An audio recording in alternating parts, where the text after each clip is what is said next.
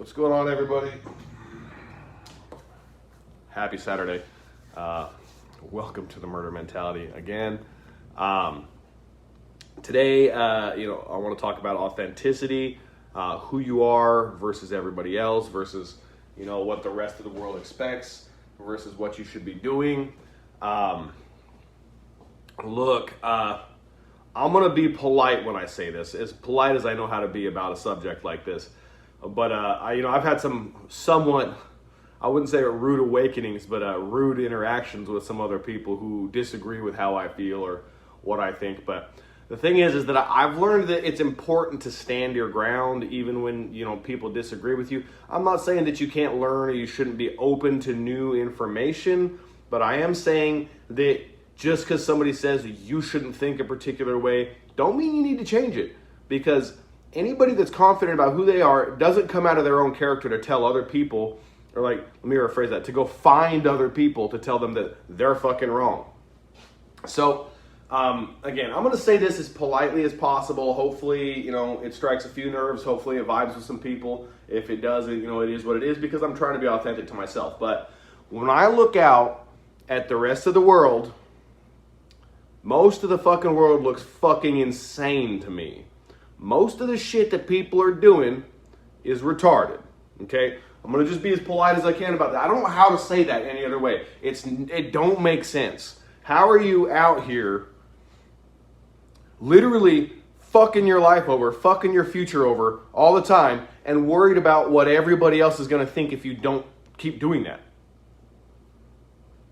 Say what? And good morning. Love y'all. Thanks for being my biggest supporter, even though she's in the other room here. I'm still getting heart likes all over the place. So I say this a lot. Do not take advice from people who aren't in places you want to be. Because the weird thing about it is that a lot of people who are at a lower vibrational rate, a lot of people who are at a lower station in life, and I'm not saying there's, you're better than or anything like that, but I'm saying that there's obviously situations where somebody will come out of their little life to tell you what to do when they don't have any fucking business telling you shit. All right? I know because it happens to me a lot. People will consistently come and say, hey, you should act like this. You should act like this. I made a post yesterday, and dozens of people came out of their own character to show up and tell me how I was being egotistical, or I was being that, or, one person said, grandiosity is harmful to those around you. It's so wild to me that people don't fucking see how incredibly egotistical it is to come out of their little life and over into mine when I haven't even addressed them directly and say, you're being a dick, I don't like how you're saying that, you need to change your delivery because it makes me uncomfortable.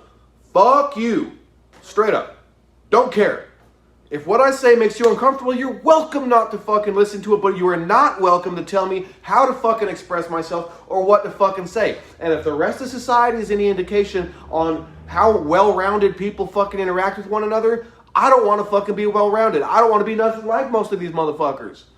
Most of these people that I live around here in this area are partying every fucking night, wasting their fucking potential.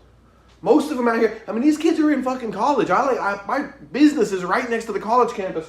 These motherfuckers are leaving trash all over the streets.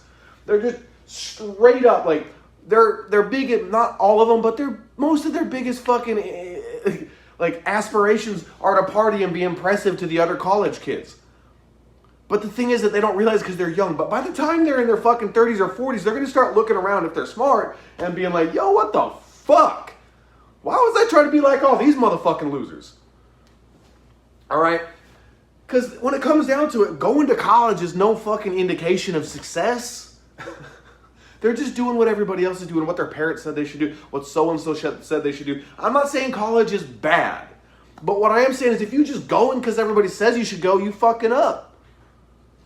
You need to follow your dream. You need to follow your fucking calling. Those are the only things that are fucking unique to you. Your experiences in life are pretty interchangeable with a lot of the other people. They're unique to you.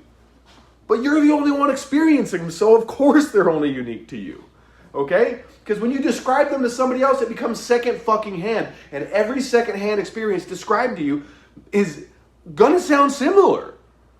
But your own experiences are the only thing that you get to fully own. Your calling from above, your calling from the universe is the only thing you get to own. And I have to say this over and over and over and over and over again. Stop acting like everybody else unless you want to have the fucking same results that everybody else has. The results that everybody else is getting don't look fun to me. I don't want to work until I'm 60 to retire and then just sit around and watch TV, and that's like my biggest aspiration in life. You know what I mean? And maybe I was raised differently. Like my mom's in the room right now, man, and she can't stop working. She works for their church. She's always busy, and I've always loved that about her. And maybe that was imparted to me. I don't know, but all I know is that I don't like what the rest of society is doing, and I don't want to have it be my life. All right? But if you want to have the life that everybody else has, act like everybody else. If you want to have an uncommon life, act uncommon. It seems so simple when you put it like that. But because we are a species, we're a community, we're a somewhat collective consciousness. Like when I have a bad day and I affect somebody, they affect another person, and affect another person, and affect another person, and eventually one person is affecting massive quantities of people inadvertently. So checking your energy, checking what you're bringing to the table is so important. We are a collective conscience. We cannot forget that, man. We are all related. We're all brothers and sisters in this. We're all living through this together, and we need to keep that in mind. But that being said, though, we need to support people's differences. If somebody else has a differing opinion from me, I might discuss it with them. I might even have a friendly debate, but I'm never going to tell them the way you're saying that is wrong. I don't like the way you talked about that. So fucking what?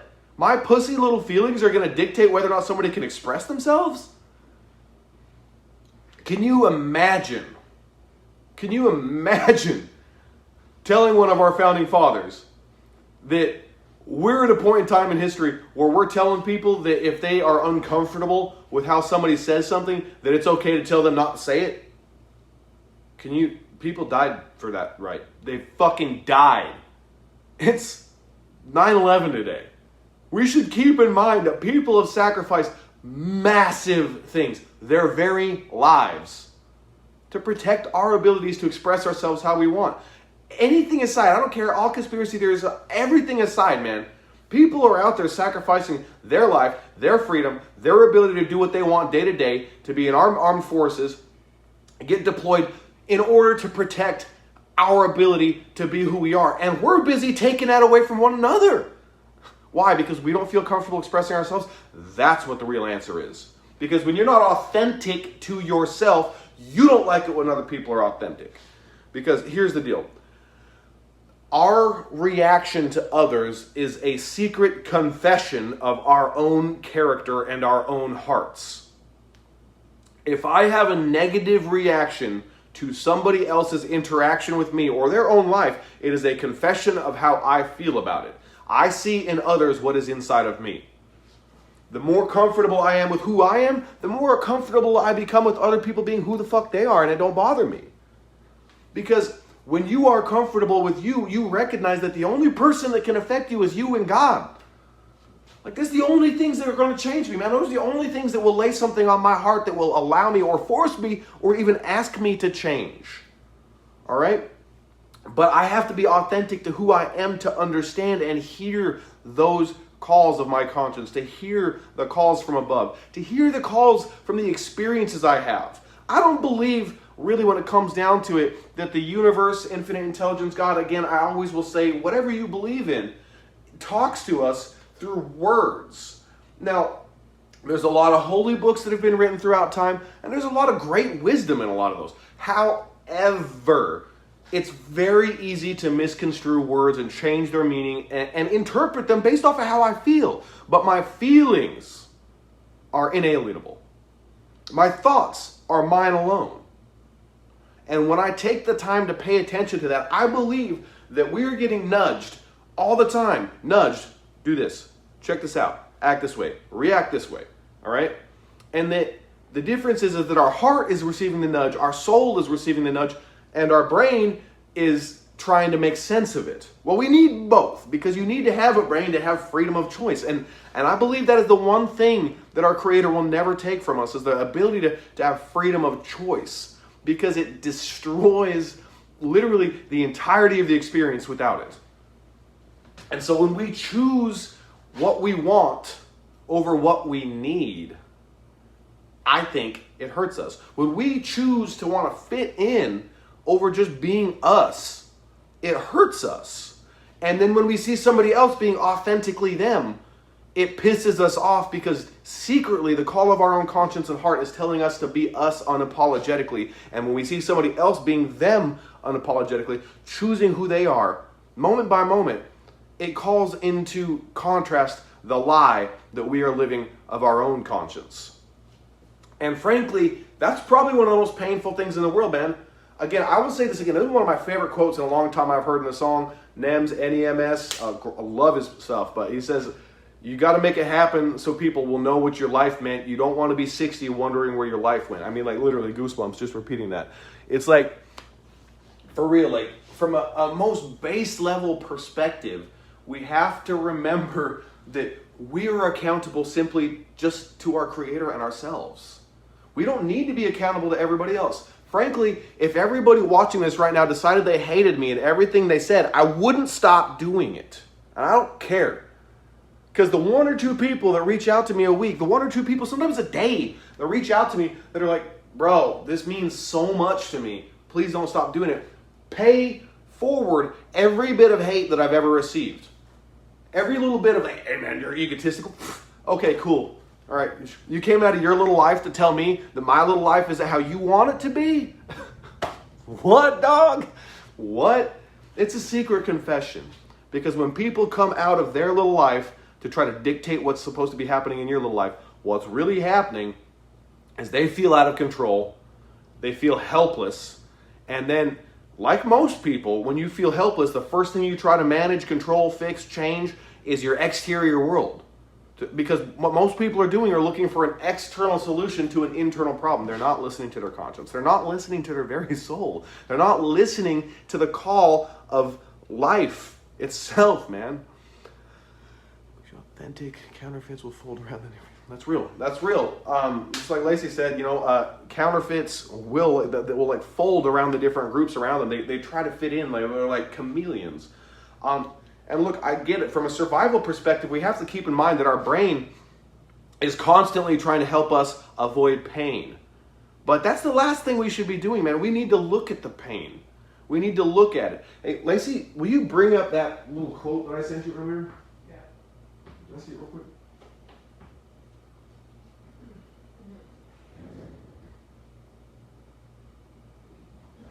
All right. This came across my thing, and I don't usually just make quotes or whatever, but this would really hit me hard. It's Isaiah 43:2. It says, "When you pass through the waters, I will be with you, and when you pass through the rivers, they will not sweep over you. When you walk through the fire, you will not be burned. The flames will not set you ablaze." So, what that says to me is that our brain is consistently trying to avoid pain. It's always like, what if? But that to me is a reassurance to our hearts that it's okay to walk through that pain. That we must indeed wade through it. That we must wade through the dark side. We must, when we can't feel the bottom of the river anymore, fucking swim instead of walking back to shore to be safe. And would you not rather fucking aim high and fail than aim low and hit? Would you not rather just have grandiose things that you want to do and try to affect and change and positively influence as many people as you can in your life and fail miserably than to just decide that it's not worth it and go be safe on the shore and alone? Because I know what my answer is every time. I will re-up on that every time. Check mark, let's do this shit. I pay money into my program. I actually am making negative money due to my coaching program because it matters to me so fucking much. It don't hurt me. I don't care. I'm willing to put that out there. It's a sacrifice I'm willing to make because I care so much about affecting people in a positive way.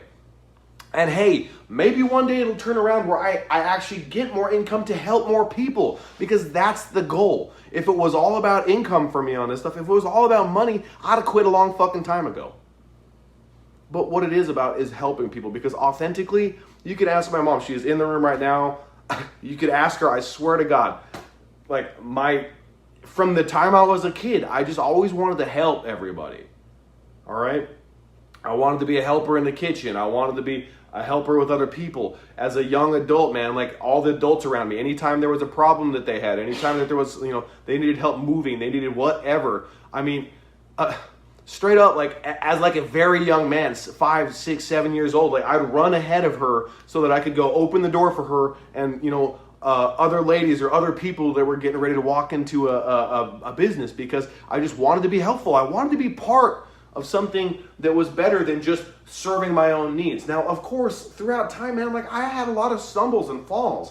But what happened eventually was that I was able to realize, as I got older, as I got more wise, as I chose to become like more real with myself, that I was able to recognize that I need to help others. It's not a want, it's not a desire, it's not a feeling, it's a need. It's a straight out soul like encompassing need, because I don't feel right when I don't do this kind of shit. I don't feel right. And that's the call of my conscience speaking. That's the call of my Creator saying, like nudging, Justin, you know what to do. You know. And when we lie to that, we're lying to ourselves, and we're lying to our Creator. We're lying to very creation itself. Creation is in and of itself truth.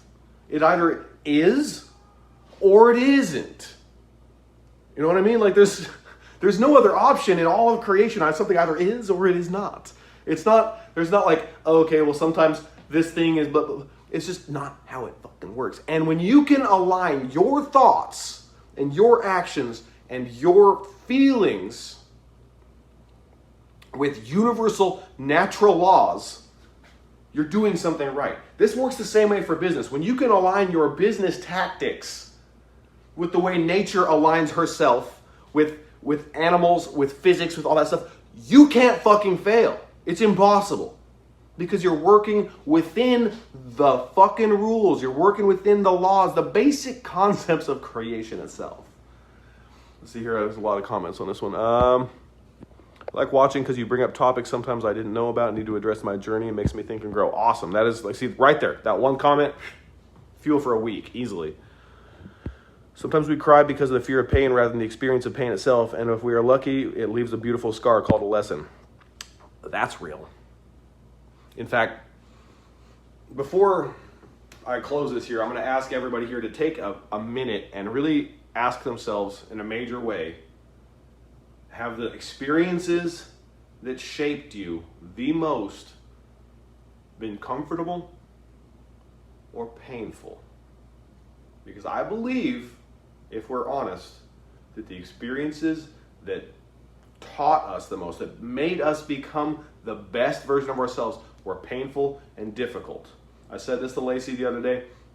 Literally, to create something that is strong, we must break down something first and then build it into something else. Diamonds are old carbon that has been crushed and heated until it's become literally the hardest substance known to man. All right? Steel, you have to take the ore out of the ground, crush it, break it into tiny little pieces, heat it, burn away all the chaff, and then forge it with hammers and more heat into the object that it needs to be. Iron, same thing. All of the, like, a foundation to a building is literally broken down rock that's glued together into a shape that will make it more useful. So when you're going through the difficult times, when you choose to reconform, you're selling the lesson short. And there's no more important thing when you're going through that pain than the lesson. That's God, that is your Creator speaking to you through your experiences. All right? Your creator will speak to you. Your soul will speak to you through your experiences, your feelings, and your thoughts. And then in a final, maybe last-ditch effort, some words. But again, they're so easily misinterpreted. But your feelings, your thoughts, and your direction, and your very calling from the universe itself are not. You know them. Let's hear a few more comments here. I'm the exact same way. I feel more alive when I'm helping and giving back. I can work 80 hours a week giving back and feel energized, and then 20 where I'm not giving back and feel dead inside. That's it, right there. Like straight up, I'll be dead AF, and then something comes up where I need to help somebody, and it's like second wind immediately, because it's not for me. When we live for ourselves, the energy just isn't there. It's just not, you know? Your pain and your trauma will become your strength, and the story that helps others. Boom. And I said this yesterday, man. And this is the whole thing that got everybody in an uproar. I just said that sharing memes about how you feel all day long is not addressing those feelings. And that is true. That's not saying that sharing a meme can't still have a meaning to somebody or let somebody else know they're not alone. But you know what else lets them know for sure they're not alone? When you share your fucking story. Because it takes time, it takes effort, it takes vulnerability, and it takes like a belief that you're fucking worth it and that your story is worth sharing. Okay? If those are not principles that are worth living by, I don't know what the is. All right? So just remember, guys, like that time that you put into stuff like that, the time you put into being thoughtful is not wasted ever. The time you put into being vulnerable is not wasted ever, because it's truth at its most base level. All right? The time you put into helping others also is not wasted. People don't care what you said or do. They care about how you made them feel. And finally, when you combine all of this stuff together and you choose to live not just for yourself, you're truly living how we're supposed to be living. You know, if we're supposed to treat others how we would like to be treated, that means that we must understand ourselves first so that we can learn to understand others. Because we must understand what we need, what we want, what we desire. Okay, for us to understand that everybody else is unique in those things. They all have their own calling. They all have their own desires, loves, needs, wants, families, their own little life that is just as precious as yours. And until you can see somebody else's life as being just as, not more, but just as precious and unique and worth it as yours, you will never be able to treat others in a way that you should be treated because you are not seeing them as being as important as you. And that's why I can be harsh sometimes. I need to have somebody that's harsh that says, dog, no, that's not how that works at all. Because those are the teachers that taught me. Real teachers agitate a little bit, so you have to think about it. So you have to come to your own conclusions. Real teachers do that. If they hand you the answer, you're just regurgitating information. You haven't actually processed it and brought it home. You bring that home once you choose to learn the lesson by experiencing the lesson. At any rate, I'm going to call this even. It's probably been about 20 minutes. For whatever reason, I managed to get a 15 or 20 minute, almost on the dot every time like it hits me. I'm like, all right, we got to cut this off because I'm rambling. But anyway, I love all of you so much. Thank you, Mom, for being in here. Thank you for always tuning in. Thank you so much for being a part of my life and helping me grow into be the man that I was. Thank you for setting those lessons up for me. I think about you all the time. I wish I was better at calling and stuff, but everybody knows that about me. I'm just so bad at keeping in touch because there's so much going on. But I love all of you so much, and I want to say that right here, right now. If you're watching this, I don't care who you are.